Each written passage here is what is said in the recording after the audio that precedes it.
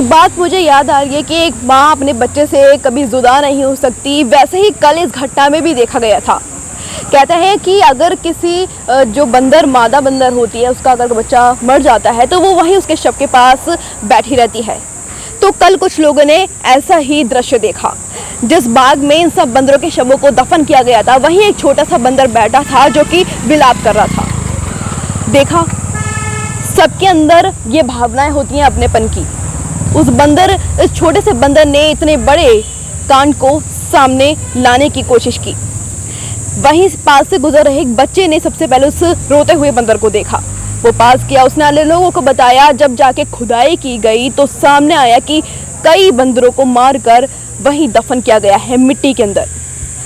आम के बाग हरे भरे थे, लेकिन जो बंदरों की दुनिया थी वो बेरंग हो गई।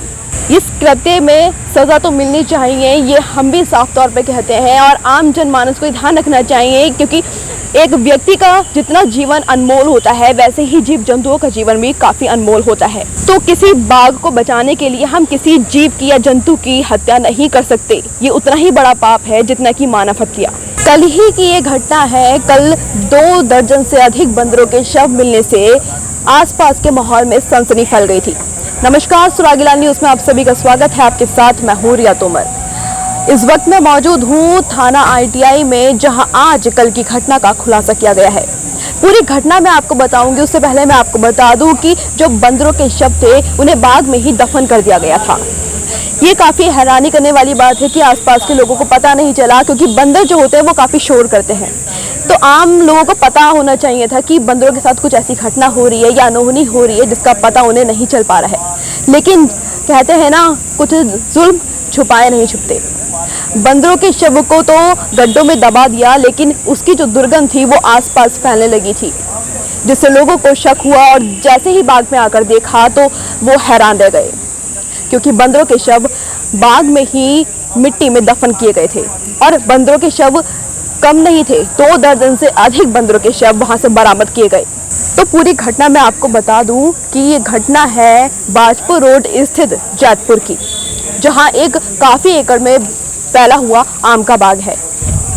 इस आम के बाग की रखवाली करने वाले लोगों ने ही कृत्य किया है, ये आज साफ तौर पे पता चल गया है।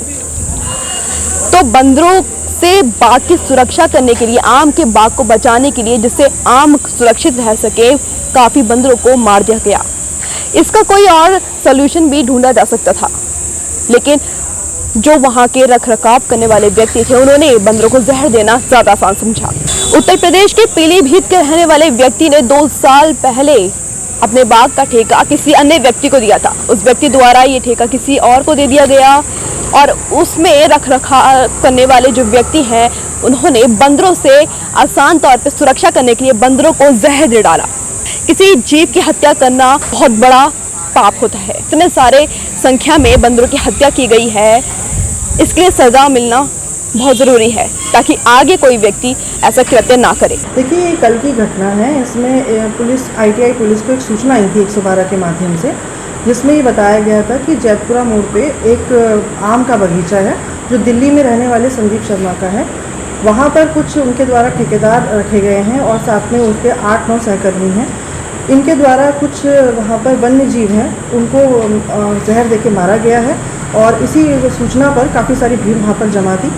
सूचना पर तत्काल ITI थाना पुलिस वहाँ मौके पर पहुँचे और मौके पर उन्होंने सभी वन्य जीवों को पूरे आम के बाग में पूरी छानबीन और तलाशी लेने के बाद वन्य जीवों को, कई सारे वन्य जीव, 8 वन्य जीव मृत पाए गए थे और उनको निकाला भी है और उनको तत्काल पशु चिकित्सालय भेजा है पोस्टमार्टम के लिए। इसके साथ साथ ही जो वहाँ काम करने वाले ठेकेदार और उसके 8 सहयोगी हैं उनको तत्काल हिरासत में लिया गया, उनसे पूछताछ की गई। पूछताछ में तथ्य सामने आए कि 2 साल पहले इन लोगों ने ये आम का बगीचा लीज पे लिया था और इसमें उनको नुकसान हो रहा था, क्योंकि काफ़ी सारी मात्रा में वन्य जीव इनको नुकसान पहुंचा रहे थे। तो इन लोगों ने कुछ खाने की चीज़ में और कुछ दवाइयों का छिड़काव करके बंदरों को इसमें उनकी इस प्रकार से उनकी हत्या की गई और उसके बाद उनको वहीं दफना दिया गया। इसके बाद जब ये आसपास के कुछ लोगों ने जब ये चीज़ देखी तो उसके बाद इसमें रोष प्रकट किया गया और मौके पर पुलिस को सूचना दी गई। तब पुलिस के द्वारा सारा मामला अपने उसमें लिया गया। इसके बाद जब ये सारा प्रकरण हुआ, इसके बाद इसमें जो इन सभी से पूछताछ और उचित वो करने के बाद इसमें वन्य जीव संरक्षण और पशु क्रूरता और 295A IPC के तहत इसमें मुकदमा दर्ज किया गया है और आज इनको माननीय न्यायालय के समक्ष पेश किया जा रहा है। सुरागीलाल न्यूज़ की टीम कल भी मौके पर पहुंची थी और आज भी हम इसकी अपडेट आपको दे रहे हैं, क्योंकि ऐसी जो छोटे छोटे गुनाहों की कहानियां होती हैं ये बड़ा रूप भी ले सकती हैं। तो ऐसे कृत्य जो सामने आते हैं हम आपके सामने लाने की कोशिश करते हैं, ताकि ऐसे कांड अगर आपके आसपास भी हो रहे हैं तो इसकी सूचना आप तत्काल पुलिस को दें और उस व्यक्ति को दें जो इस कृत्य को होने से रोक सकता है। नितिन बहर के साथ मारिया तोमर, सुरागीलाल न्यूज़, काशीपुर। उत्तराखंड की खबरों से जुड़े रहने के लिए आप हमें सभी सोशल मीडिया प्लेटफॉर्म्स पर सब्सक्राइब, लाइक और फॉलो कर सकते हैं। धन्यवाद।